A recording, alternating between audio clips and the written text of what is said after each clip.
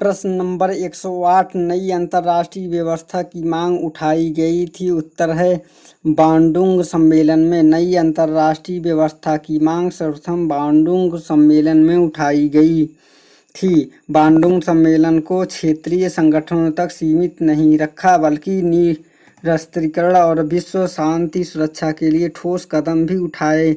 इस सम्मेलन में अफ्रीकी, एशियाई, यूरोपीय एवं लैटिन अमेरिकी लोगों ने नई विश्व व्यवस्था में इसकी इच्छित भूमिका के बीच खाई पाटने का पूर्ण सहयोग दिया। प्रश्न नंबर 109 गुटनिरपेक्ष शिखर क्रमशः निम्न में से नगरों में आयोजित हुआ। तो उत्तर है ए लुस्का यानी 1970 में, अल्जीयर्स 1973। गुटनिरपेक्ष का तीसरा शिखर सम्मेलन 8 से 10 सितंबर 1970 में जाम्बिया की राजधानी लुसाका में तथा चौथा शिखर सम्मेलन 5 से 9 सितंबर 1973 में अल्जीरिया की राजधानी अल्जीयर्स नगरों के आयोजित हुआ। जबकि गुटनिरपेक्ष का 7वां शिखर सम्मेलन 7 से 11 मार्च 1983 को भारत की राजधानी नई दिल्ली में आयोजित हुआ। उत्तर पहला सम्मेलन 1 से 6 सितंबर 1961 में तत्कालीन यूगोस्लाविया की राजधानी बेलग्रेड में। दूसरा सम्मेलन 5 से 10 अक्टूबर 1964 मिस्र की राजधानी काहिरा में। पांचवा सम्मेलन 16 से 19 अगस्त 1976 श्रीलंका की राजधानी कोलंबिया में। छठा सम्मेलन 3 से 9 सितंबर 1979 में क्यूबा की राजधानी। 8वां सम्मेलन 1 से 6 सितंबर 1986 जिम्बाब्वे में की राजधानी में हुआ। प्रश्न नंबर 110 निम्नलिखित में कौन सा पंचशील का एक सिद्धांत नहीं है। उत्तर है गुटनिरपेक्षता। शांतिपूर्ण सह-अस्तित्व, एक दूसरे के अंतर्राष्ट्रीय मामलों में हस्तक्षेप नहीं करना, एक दूसरे के क्षेत्र और संप्रभुता के परस्पर आदर करना, ये सब है। मानव कल्याण, विश्व शांति आदर्श की स्थापना के लिए विभिन्न राजनीतिक, सामाजिक तथा आर्थिक व्यवस्था वाले देशों की परंपरा सहयोग में 5 आधारभूत सिद्धांत हैं जिन्हें पंचसूत्र या पंचशील कहते हैं। ये सिद्धांत एक दूसरे के प्रादेशिक अखंडता और संप्रभुता का सम्मान करना, एक दूसरे के विरुद्ध आक्रमण कार्रवाई न करना, एक दूसरे से आंतरिक विषयों को हस्तक्षेप न करना, समता और परस्पर लाभ की नीति का पालन करना तथा शांतिपूर्ण सह अस्तित्व की नीति में विश्वास रखना। गुटनिरपेक्ष का अर्थ किसी भी शक्तिशाली देश के पक्ष अथवा विपक्ष में न रहकर तटस्थता की भूमिका निभाना। प्रश्न नंबर 111 है निम्न में से कौन सा भारतीय विदेश नीति में पंचशील का सिद्धांत नहीं है। तो उत्तर है डी यथार्थवाद। प्रश्न नंबर 112 है पंचशील सिद्धांत किसने से संबंधित। तो उत्तर है बी जवाहरलाल नेहरू से। पंचशील एक शब्द ऐतिहासिक बौद्ध अभिलेखों में लिखा गया है जो कि बौद्ध भिक्षुओं का व्यवहार निर्धारित करते हुए 5 निषेध होते थे। तत्कालीन भारतीय प्रधानमंत्री पंडित जवाहरलाल नेहरू वहाँ से ये शब्द लिया था। 29 अप्रैल 1945 को तिब्बत संबंधी भारत चीन समझौते से सर्वप्रथम इन पंचशील सिद्धांतों का आधारभूत मानकर संधि की गई। प्रश्न नंबर 113 है पंचशील का प्रस्ताव किसने की। तो उत्तर है डी यानी नेहरू ने।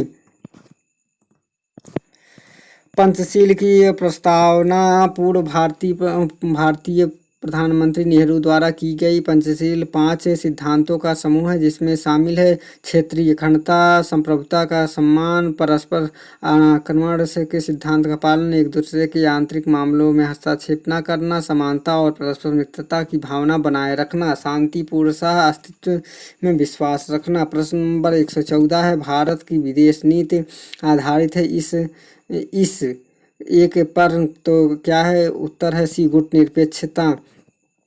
भारत की विदेश नीति गुटनिरपेक्षता असंलग्नता पर आधारित है। इस नीति के तहत अपने साथ दूसरे देशों की संप्रभुता, क्षेत्रीय एकता व अखंडता एवं उसकी सुरक्षा में हस्तक्षेप न करना तथा किसी भी पक्ष में न रहकर निष्पक्ष की भूमिका में रहना। प्रश्न नंबर 115 भारतीय विदेश नीति आधारित है। उत्तर है डी बी असंलग्नता पर। प्रश्न नंबर 116 है, भारतीय विदेश नीति का एक प्रमुख उद्देश्य नहीं है तो उत्तर है बी, पड़ोसी देशों के मध्य शक्ति विस्तार भारतीय विदेश नीति का प्रमुख उद्देश्य नहीं है। विकल्पों में शेष उद्देश्य भारतीय विदेश नीति में शामिल है। प्रश्न नंबर 117 है, दक्षिण पूर्व एशियाई सहयोग संगठन यानी आसियान का मुख्यालय स्थित है। उत्तर है बी, जकार्ता में। दक्षिण पूर्व एशियाई सहयोग संगठन यानी आसियान का मुख्यालय 10 दक्षिण पूर्व एशियाई देशों का समूह जो आपस में आर्थिक विकास में और समृद्धि को बढ़ावा देने के क्षेत्र में शांति तथा व्यवस्था कायम करने के लिए कार्य करते हैं। इनका मुख्यालय इंडोनेशिया की राजधानी जकार्ता में है। आसियान का स्थापना 8 अगस्त 1967 को थाईलैंड की राजधानी बैंकॉक में की गई। इसके संस्थापक थाईलैंड, इंडोनेशिया, मलेशिया, फिलीपींस और सिंगापुर थे। 8 जनवरी 1984 को ब्रुनोई तथा 28 जुलाई 1995 को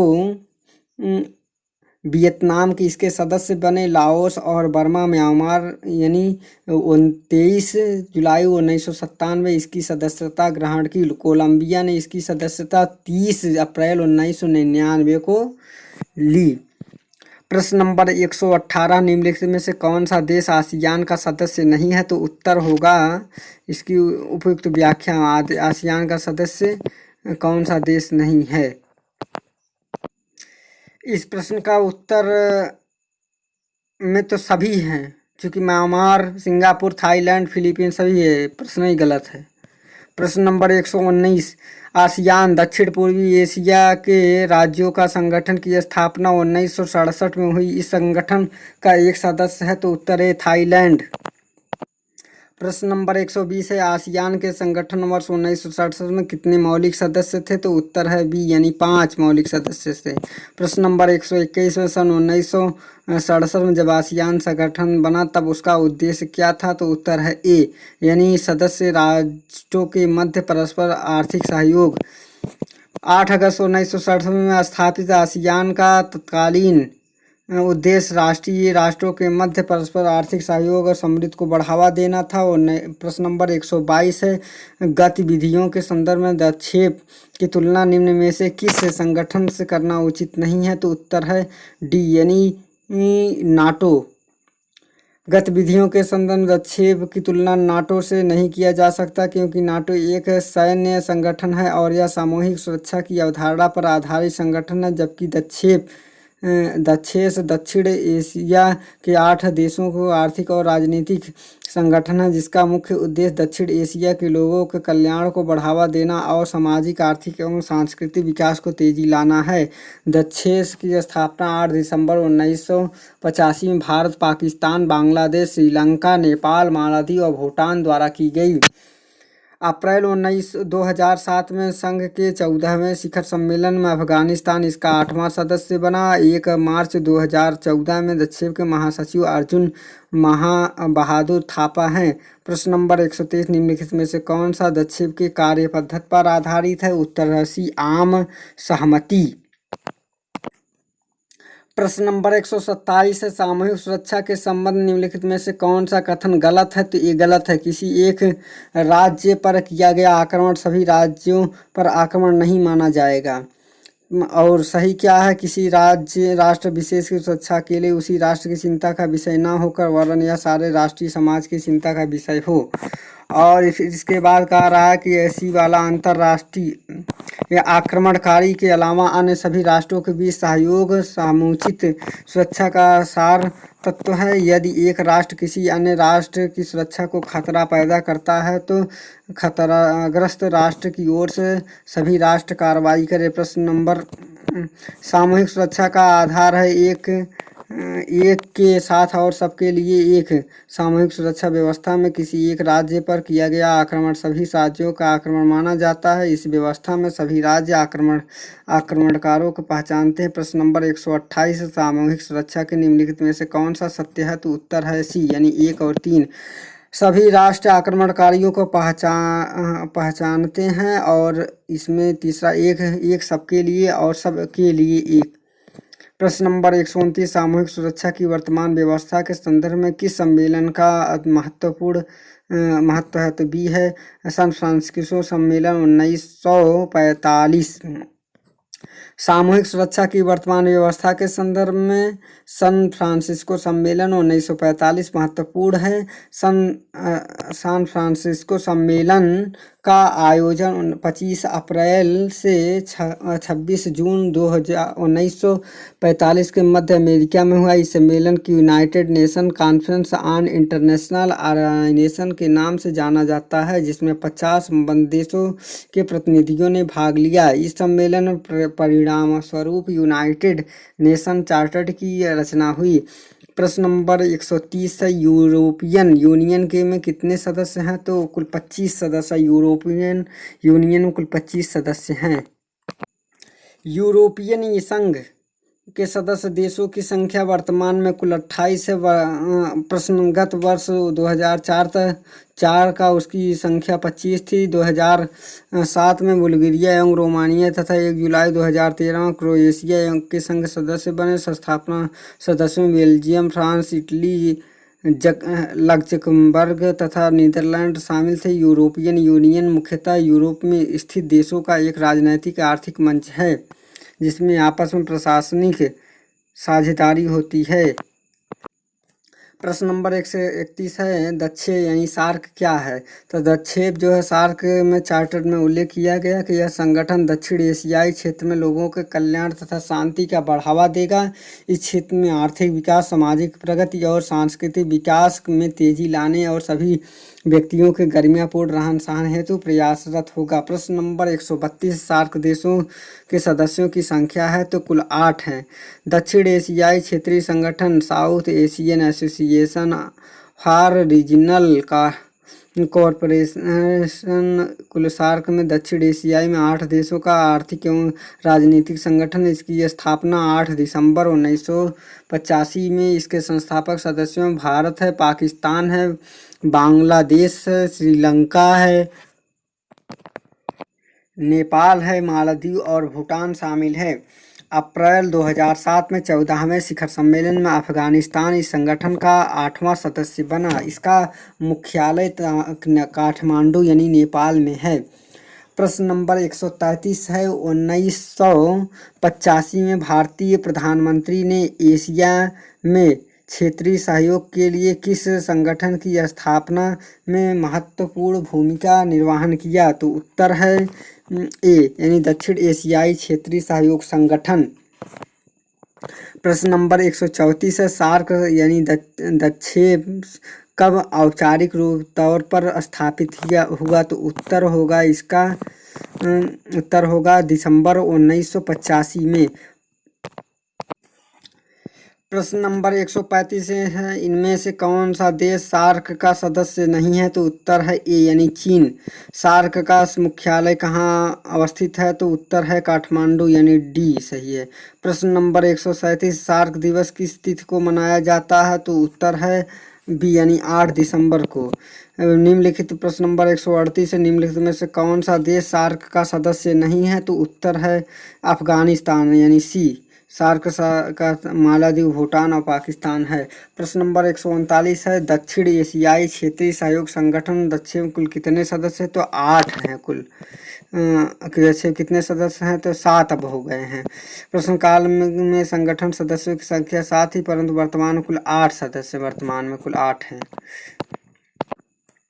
प्रश्न नंबर 140 है कि सार्क में कितने सदस्य हैं और प्रेक्षक हैं? तो उत्तर है 8 सदस्य हैं और 9 प्रेक्षक हैं।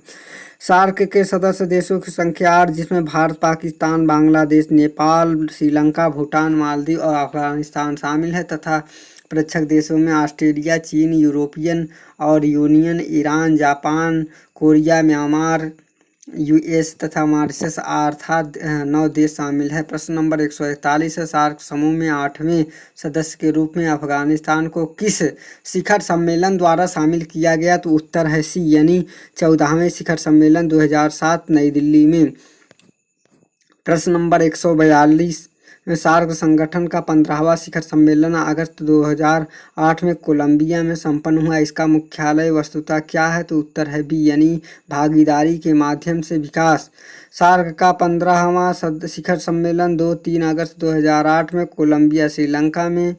कोलंबो श्रीलंका में संपन्न हुआ। इसकी विषय वस्तु अपने लोगों की भागीदारी है, जिसमें सार्क विकास नीति के लॉन्च फोकस किया गया। प्रश्न नंबर 143 है, जिन देशों को दक्षेप द्वारा आर्बनर का दर्ज दिया गया उसका तो उत्तर है बी, यानी चीन और ऑस्ट्रेलिया।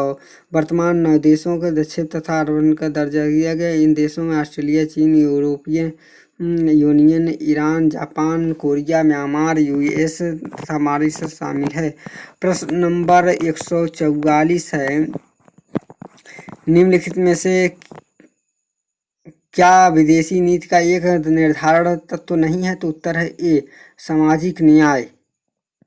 सामाजिक न्याय विदेशी नीति का निर्धारण तत्व नहीं है, जबकि सैन्य शक्ति और औद्योगिक क्षमता, कुशल नेतृत्व विदेशी नीति का निर्धारण है। प्रश्न नंबर 145 है, विदेशी नीति के निर्धारण तत्व निम्नलिखित में से क्या है? तो उत्तर है डी, उपयुक्त में सभी, यानी संयुक्त राष्ट्रीय शक्ति, राष्ट्रीय हित और राष्ट्रीय सुरक्षा। किसी देश की विदेशी नीति मुख्यतः कुछ स्थितियों, हितों एवं उद्देश्यों को समूह है। विदेशी नीति के विभिन्न निर्धारक तत्व होते हैं, जैसे कि राष्ट्रीय शक्ति, राष्ट्रीय हित, राष्ट्रीय सुरक्षा, सैन्य शक्ति, औद्योगिक क्षमता, नेतृत्व इत्यादि। प्रश्न नंबर 146 है, बिम्स्टेक का दूसरा शिखर सम्मेलन जो नवंबर 2008 में आयोजित हुआ वह क्या हुआ? तो उत्तर है सी, नई दिल्ली में।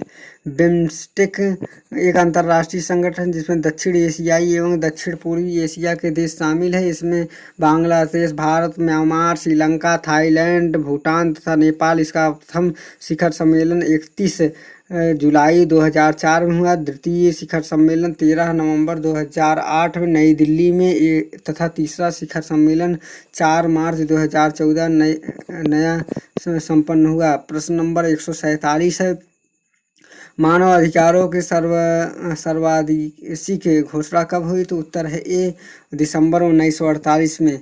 मानव अधिकारों के सार्वभौम घोषणा 10 दिसंबर 1948 संयुक्त राष्ट्र संघ की स्थापना सभा स्वीकृत तो घोषणा में ही। संयुक्त राष्ट्र के चार्टर में यह कथन था, संयुक्त राष्ट्र के लोग यह विश्वास करते हैं कि कुछ ऐसे मानवाधिकार हैं जो कभी छीने नहीं जा सकते। यह मानव की गरिमा और स्त्री पुरुष का समान अधिकार है। इसी तरह घोषणा में स्वीकार किया गया।